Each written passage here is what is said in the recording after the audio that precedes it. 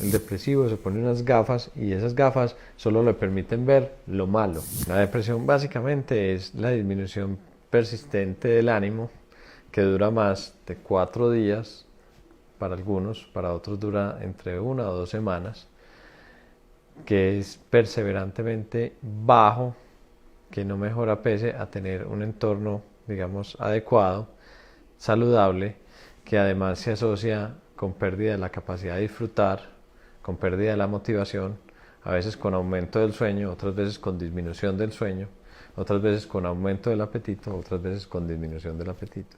El ánimo es como la presión o el pulso o como el azúcar, varía en el día. Uno no constantemente está muy contento ni constantemente está muy triste. Pero dentro de ese rango, la persona empieza a ubicar su estado normal. A mí no me gusta el estado normal porque el estado normal para un diabético es tener el azúcar alta. Entonces el estado normal para un depresivo es estar depresivo. Entonces la invitación es a estar evaluando a una persona cercana y decirle, vos estás más bajito de ánimo. Yo pienso que vos necesitas un acompañamiento por parte de psiquiatría. Y eso sería muy valioso porque las personas realmente mejoran su calidad de vida con un tratamiento farmacológico y psiquiátrico, un acompañamiento psicológico y muchas veces con trabajo social para volver ese entorno saludable para un paciente que es depresivo. La gente se pregunta si existe una depresión, debe existir un trastorno de ánimo exaltado. Entonces es ahí donde ese nombre lo podríamos llamar, el trastorno depresivo solamente limpio y puro se llama trastorno unipolar. El trastorno depresivo y el trastorno de exaltación del ánimo, que para los psiquiatras se llama manía, se llama trastorno afectivo bipolar.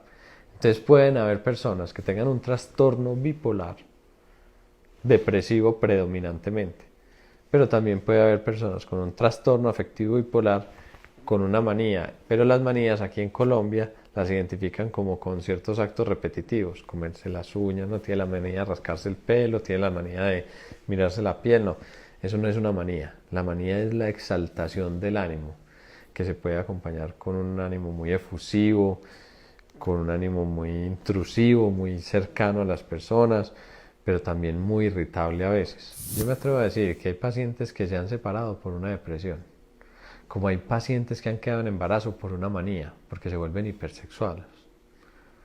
Y entonces la mujer empieza a tener relaciones sexuales sin control con cualquiera y por ahí quedan en embarazo. Y eso es donde aparecen los hijos de la manía. Pero con la depresión es contrario. La depresión muchas veces afecta la libido. Entonces pierden interés por lo que antes les gustaba, pierden el interés sexual por su pareja, por ejemplo, pierden la motivación por asistir al trabajo, pierden el disfrute por estar con su familia o por hacer lo que cotidianamente disfrutaban, por la música. Y hay cierto aislamiento social muchas veces. Entonces desde ahí uno empieza a notar esa disfunción. Por eso es valioso el aporte de las personas que conocen antes a este paciente. ¿Por qué? Porque ese aporte hace real una diferencia que para el mismo paciente no necesariamente es visible. El error más grande que tienen las familias cuando uno tiene un paciente depresivo es que lo llevan al psiquiatra, mejora y le dice suspenda el medicamento y lo exponen a una recaída de su ánimo. Entonces la idea es conocer la enfermedad, saber esta enfermedad es episódica. A mí me gusta compararla con la epilepsia, porque la epilepsia uno no constantemente está convulsionando, no. Se presenta y hay periodos donde está sin epilepsia. Lo mismo pasa con la depresión. Hay periodos donde uno puede estar muy bajito, pero no estar completamente depresivo y se deprime mucho más. O hay periodos donde uno está con un ánimo, digamos, normal. A mí no me gusta la palabra normal, pero digámoslo dentro de un rango adecuado. Y de repente se clava el ánimo hacia abajo y ahí es donde se configura una depresión. Entonces, la familia, ¿qué tiene que hacer? Acompañar, estar vigilantes, ver ciertos comportamientos que hablan de deterioro.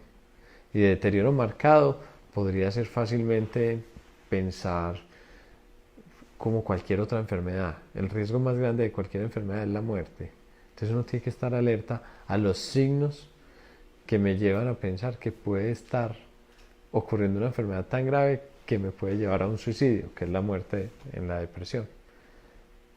Y entonces prender todas las alertas, estar acompañando al paciente 24 horas, 7 días de la semana, pero no puede ser solo un familiar, tiene que ser toda una red social que lo sostenga.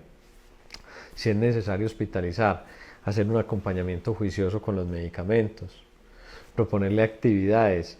Entonces es como cuando a uno le duele el hombro y uno lo va a mover, y dice, ay no, yo no lo muevo porque me duele. Entonces cada vez se le pega más el hombro y cada vez lo va a limitar más. Lo mismo pasa con el depresivo. Entonces yo no salgo porque me aburre, me da pereza, no estoy motivado. Entonces, y cada vez me aíslo más socialmente. Y como me aíslo más socialmente, mi entorno no me invita a salir, no me invita. Entonces es muy importante la perseverancia en el acompañamiento.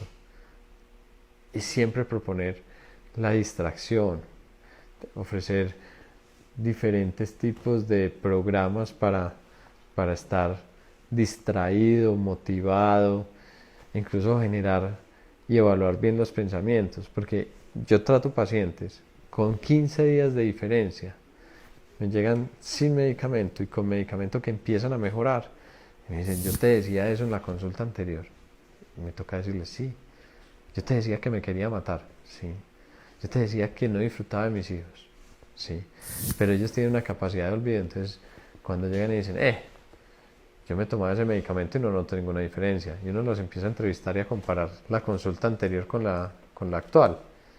Y dice, pero espérate, pues me decías que no disfrutabas una relación sexual con tu pareja. No le creo, no, yo ahora sí la estoy disfrutando. O yo no disfrutaba estar con mis hijos. No te creo, yo sí lo estoy disfrutando. Entonces es muy interesante compararlos porque ellos mismos en su esencia, como el cambio es tan lento y progresivo, no evidencian ningún cambio generalmente. Hay dos aspectos importantes. Siempre la genética te hace más predispuesto a sufrir ciertas enfermedades. Las familias depresivas obviamente van a tener más probabilidad de presentar hijos o nietos depresivos. Pero sin duda un entorno saludable hace que uno manifieste menos esa parte genética. ¿Qué es lo complicado? Que muchas veces la depresión se asocia a irritabilidad. Y cuando existe esa irritabilidad, el entorno se hace hostil. Entonces, si por ejemplo el papá es depresivo o el abuelo es depresivo, hace difícil ese entorno para el resto de la familia y entonces empieza a presentar cierta disminución del ánimo los niños. O por ejemplo, ustedes me dicen, no, mi papá y mi mamá se separaron y resulta que fue por un episodio depresivo. Y ese entorno no vuelve a ser el mismo para ese hijo. Y ese hijo crece en esa ausencia. Entonces ahí es donde aparece todas las teorías psicológicas, pero sin duda hay un sustrato también biológico para esta persona manifestar esta enfermedad en un futuro. O los niños que crecen en una guerra aquí en Colombia, yo estoy seguro que la explosión en enfermedades cerebrales del ánimo y del comportamiento, que llamaríamos mentales, se ha dado mucho como consecuencia de todos los efectos adversos que tuvimos en la guerra los últimos 50 años con las guerrillas o con el narcotráfico los últimos 30 años o 40 años.